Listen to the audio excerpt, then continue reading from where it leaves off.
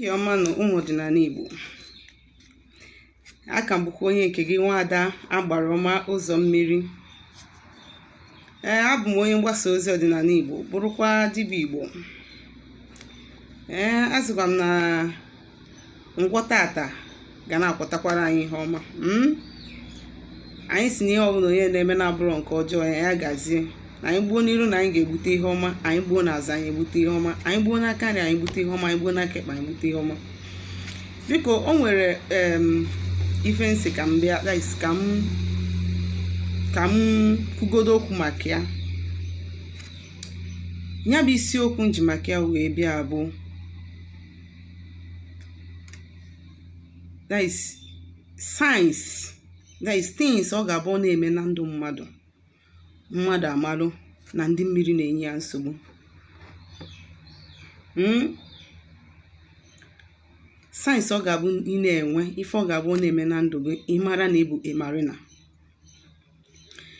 Ihe a bụ ebe many people na-adịkarị bụ ụfọdụ, mana na-atụfughị oge na ndị mmiri abụrụkwanụ ndị ọjọọ, ha bụkwanụ ndị ọma. Ha bụrụ ndị ọjọọ mana ọ bụrụ na ị chụkwarụ ha ga na-enye gị nsogbu. Some of the signs ị ga na-enwe wee malụ na ndị mmiri na-enye gị nsogbu bụ: nke mbụ, o nwere ike gị na nwoke a na-eme mmekọ na nlọ. O nwere ndị ha na-eme ha fe onwe ha ebe ha dị ime. That is, ọ bụ na ị na-afụ onwe gị ebe dị ime na nlọ, ma ọ bụ na ị na-afụ onwe gị ebe ịkụ nwa na nlọ, ị mara na ndị mmiri na-enye gị nsogbu. Ma ọ na ị na-afụ agwọ na nlọ, ị marụ na ndị mmiri na-enye gị nsogbu. Ma ọ bụ gịnị na ị na-afụ onwe gị na mmiri, ma ọ na ị na-afụ mmiri na nlọ, ị ma na ndị mmiri na-enye gị nsogbu. Mgbe ụfọdụ mmiri nwere arụsị nwere ike iji masquerade na-achụ gị ọsọ na nlọ, ị marụ na ndị mmiri na-enye gị nsogbu.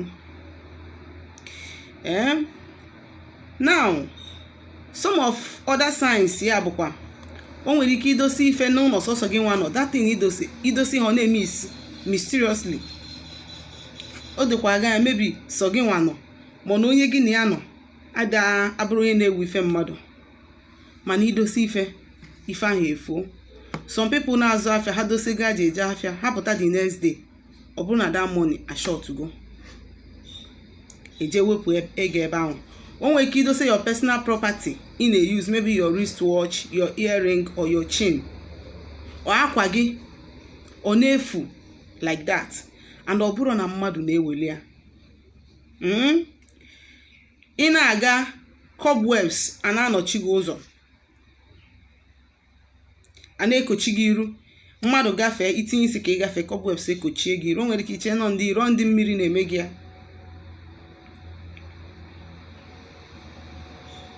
Sometimes ịdị na nlọ dị gị ka na-etinye gị n'onunu, ka na-akwanye gị n'onunu, ọ ndị mmiri na-eme gị ya. Ịnọlụ mmadụ abịa n'ọdụbe gị n'akụkụ, mana ị na-afụ onye ahụ, mana ị na-feel presence of somebody. Ị na-aga odoga anyị na sọsọ gị nwee soro, na-efeel presence of somebody. Ndị mmiri na-enye gị nsogbu. Ị na-eli nri na nlọ, ndị mmiri na-enye gị nsogbu. Sometimes o nwere ka ọ bụ ndị mmiri, sometimes o nwere ka ọ bụ spiritual poison. Mana ọ bụrụ na ịbụgo onye megoro align with mmụọ gị na ha na-eso, ị bịa na-eri nri na nlọ, ị ma na ị nwere no spiritual gift ka a na-enye gị. Mana ọ bụrụ na ị chụkwara ihe gị na ha so, ị na-eri nri na nlọ, ị ma no problem ka ha na-enye gị. So many other things mmadụ ji ama na ndị mmiri na-enye ya nsogbu. Ị na-aghọta? Now, ọ bụrụ na ihe ndị a na-eme gị, o doo gị anya na ndị mmiri nọ n'ụzọ gị, gịnị ka ị ga-eme? ihe mbụ na mbụ ị ga-eme bụ asịkwana na ị chọrọ iseparate onwe gị iseparate onwe gị from ndị mmiri ịmalụ na uwe bịara enwere isi. Ife ị kwesịrị ime at this point bụ gịnị? You align, you settle them and you make peace with them. Ndị mmiri bụ ndị nwere obi ọma, and n'ihe before imebe that alignment na ihe kwesịrị ime bụ ịgba afa, mmarụ ihe dị n'ụzọ gị, mmalụ ma ọsọsọ ndị mmiri na-enye gị nsogbu ka o nwere ndị ọzọ na-agba gị ụgwọ, onwe mmụọ ọzọ nọ n'ụzọ gị na-agba gị ụgwọ. Ịgbachazie afa, then you start the appeasement. Ihe ka ha mkpa bụ gịnị? Na ịkwetalụ na ịya alụ, asịkwana na ịya alụ. And another thing dị ka ibe ya bụ ọ bụrụ na ife elie ịchụkwa ndị mmiri gị, chụkwuo mmụọ nọ n'ụzọ gị, nke bụ eziokwu bụ na fa ya agba gị ụchụ.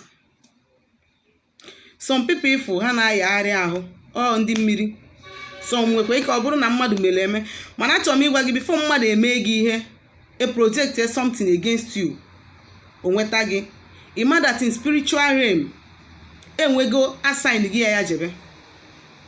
Ịma na o nwere backing of mmụọ na-eso gị nwa maka na achọ ka ejiri onye mpịawa gị azụ. Mana ọ bụ na mmụọ gị na ha dị na gị na ha so dị na mma, gị na ndị mmiri gị dị na mma, gị na chi gị dị na mma, gị na ezumezu gị dị na mma, mmadụ ji egwu ọrụ gị ọgwụ o were isi ya gbara aja. Ọ bụrụ na ịchụkwala ndị mmiri na-agba mmadụ ụchụ, ha na-agba ma nwoke ụchụ na-agba ma nwaanyị ụchụ. O nwere ike eme nwaanyị ọnụ ọdị ọmamụ nwa, ịnọ na relationship, o nwere ike gị na nwoke na-ayị bifo ịmara ihe na-eme, a na-akọsị gị series of disappointment, iche na mmadụ na-agwọlụ gị ọgwụ. Nwoke gị na ya na-abụọ na-eji okwu marriage, bifo ịma ihe na-eme ọgbaba ọsọ ịkpọbi ọchọzi pik ịkọba n'elu ọkọba n'ala. Kedu ife na-akọsị ya? Mgbe ụfọdụ na o nwere ike dị mmiri ga-ejiri iru gị wee welu mma na-achụ onye ahụ, maọbụ o jiri iru gị hafa ahụ, o nwere ike isi ya bụrụ masquerade, arụ ya abụrụ ahụ gị, ma iru ya abụrụ iru gị, arụ ya abụrụ arụ masquerade, ewelu mma na-achụ ya nwa ọsọ. Nwoke na-adịrọ deeply rooted in ọdịnala in spirituality, mmadụ da such thing nwere ike bụ manipulation from ndị mmiri, nwere ike ọgba alụ gị ọsọ. Ị na-asị na Ifeanyị break your heart, iche na ịbụọ Ifeanyị ọnụ from now till next year na ọya wee ọ ghaghị ya because na mmụọ so gị bụ ihe ghasalụ gị ihe. O nwere ike nọrọ in that man, o nwere ike ọ bụrụ na ịnụgo onye ahụ anụ iche na ịgafebekwa by the time Ifeanyị ebido torment wa gị, ọ ga-adị gị ka movie. And mgbe ị ga-aghọta onwe gị, onwe ka ọ bụ na nwoke ahụ dịka iluz gị finally. Ndị mmiri na-agba mmadụ ụchụ, and ụchụ ndị mmiri gbara mmadụ na-afịa arụ ịsa. And ebe ha si enwetakarị ma nwoke ma in fact ụmụ nwaanyị mainly, ebe ha si enwetakarị ụmụ nwaanyị bụ na marriage relationship. Because ọ bụrụ na nwoke gị na-eme ọfụma, nọrọ peacefully, your joy will be complete. Ha ya abịa ebe ahụ ha ma na ọnya nwa bụ ebe your source of happiness apịawa gị azụ ebe ahụ. Ọ bụrụ na ị bụ nwoke, ha mago is either na nwunye gị bụ your happiness, your source of happiness, or na business ahụ ị na-eme. Ọ bụrụ na ego ka ị likiri too much, ejiri ego so gị tinye ego gị life. Ọ bụrụ na nwaanyị bụ your joy, egbele nwaanyị ahụ ị na-anụ wee na torment gị. So gịnị na ọ bụrụ na ịma na ị na-enwe all these signs, ọ dị mkpa ka ije gbaa afa miri emi mara ife nọ n'ụzọ gị. Jiri nwayọọ chụkwa mmụọ ndị a, make a peace with them.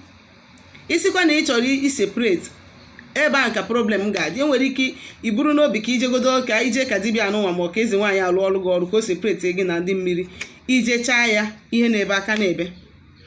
Onye a na-akpata na unu gaa na chọọchị ime deliverance for spiritual husband, because intention unu jeje eme deliverance na chọọchị bụ gịnị?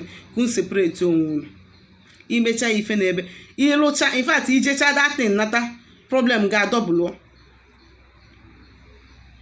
So not the very important na onye ọbụla ga-chukwa ndị mmiri gị. Ndị mmiri gị so na ndị ga-agọzi gị, ndị mmiri gị so na ndị ga-ewepụtalụ gị oke gị n'ụwa. Ndị mmiri kwudolu gị n'ife bụ ọgaranya.